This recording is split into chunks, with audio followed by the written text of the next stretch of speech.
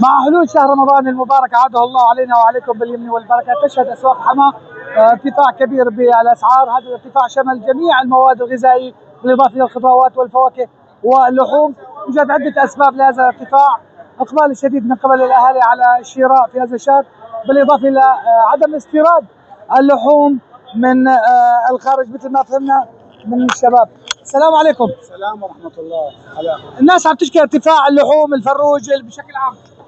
نعم استاذ، ارتفع الفروج واللحم بالعشرة ايام الماضية بشكل مو طبيعي. ايش؟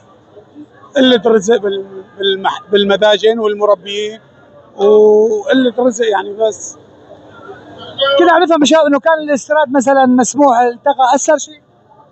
طبعا بيأثر استاذ. الاستيراد وقت بيكون في استيراد بيغلى، يعني وقت بيرتفع بننزل فروج مثلا، عملت الفروج بننزل فروج مستورد بيرخص، هذا ما بيعود بيرتفع.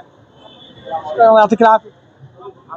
طبعا نحن بشارع 8 اذار في محافظه حماه. السلام عليكم.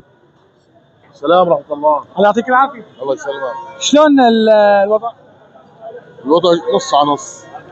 مبارك رمضان. الله يبارك فيك يا رب.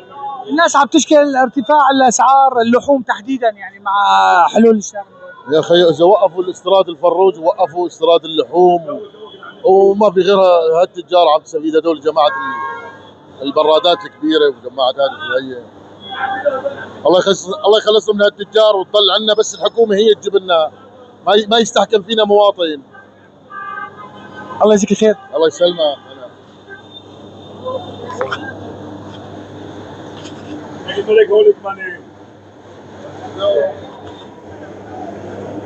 ما بدنا مواطن يستحكم فينا، بدنا الدولة هي تستحكم فينا. ابو رامي الله يعطيك العافيه. كيف شايف اسعار السمك والسلور حلول شهر رمضان؟